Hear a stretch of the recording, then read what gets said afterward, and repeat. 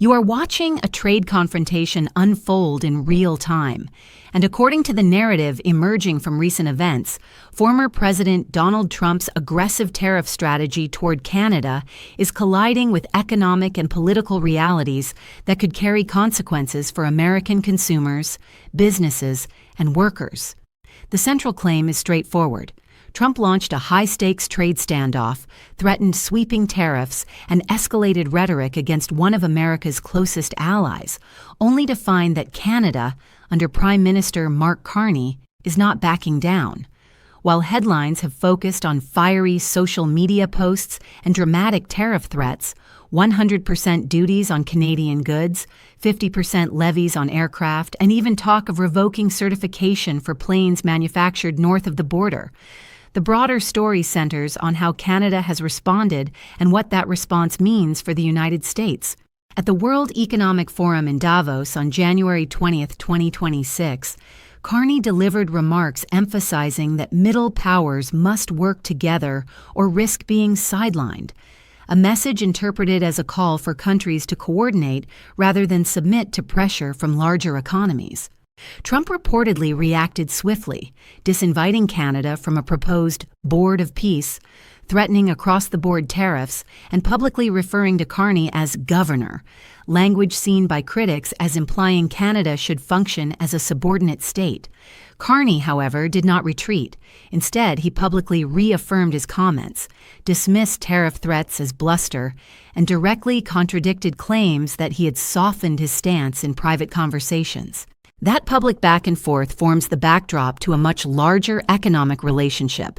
The United States and Canada conduct billions of dollars in trade, with goods and services crossing the border daily, Canada serving as a leading export destination for American products, and dozens of U.S. states relying on Canadian markets more than on any other foreign country.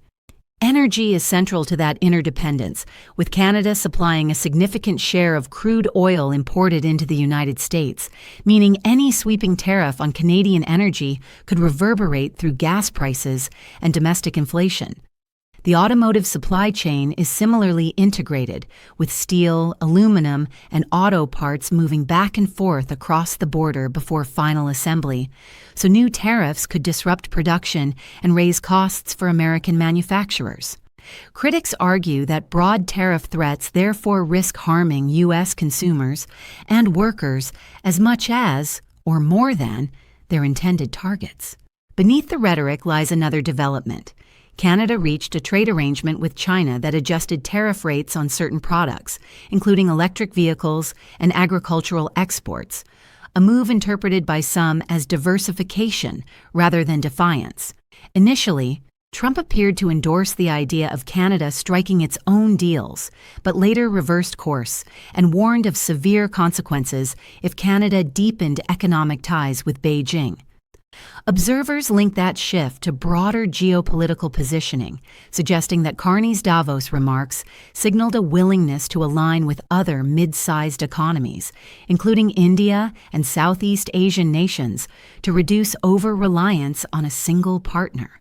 Meanwhile, the United States-Mexico-Canada agreement, negotiated during Trump's first term, still governs much of the trade relationship, with a large share of cross-border commerce remaining tariff-free under its provisions.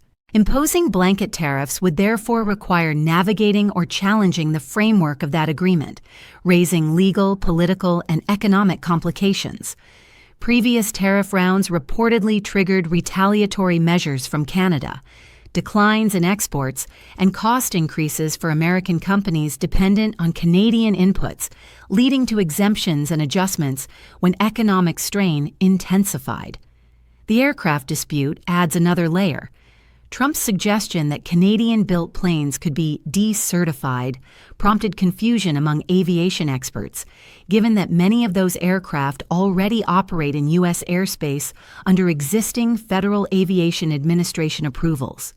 Industry representatives warned that sudden changes could disrupt operations and employment on both sides of the border, as aerospace manufacturing and maintenance are deeply intertwined across North America. Canadian officials responded by emphasizing that certification decisions should remain grounded in safety standards rather than political leverage. Supporters of Carney's approach argue that by steadily expanding trade talks with other regions and publicly calling out what they view as exaggerated claims, such as assertions that the United States heavily subsidizes Canada, Ottawa is attempting to insulate its economy from unpredictable policy swings. They also note that the U.S. trade deficit with Canada represents a small fraction of overall GDP, and that much of it stems from energy flows, complicating simple narratives about imbalance.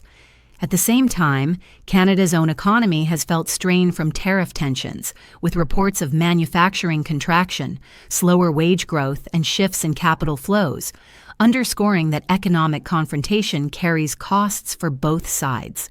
The looming review of the USMCA in July 2026 raises the stakes further, as renegotiation could reshape rules governing North American trade for years to come. Trump has signaled interest in revisiting aspects of the agreement, while Canadian leaders suggest they are prepared to defend their autonomy and, if necessary, lean more heavily into alternative partnerships. For American audiences, the practical implications revolve around prices at the pump, the stability of supply chains, and the broader trajectory of U.S. economic influence. Gasoline prices, automotive production, agricultural exports, tourism flows, and corporate investment decisions all intersect with the outcome of this dispute. Travel patterns have reportedly shifted amid tension, with declines in cross-border tourism affecting local economies.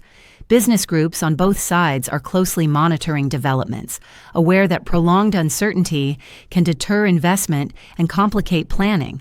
The core debate is not merely about tariffs, but about leverage, interdependence, and whether threats alone can compel concessions in a relationship as deeply integrated as that between the United States and Canada. If tariffs escalate, analysts warn of higher input costs cascading through supply chains and feeding inflationary pressures. If they are withdrawn, critics of the strategy may characterize that as retreat.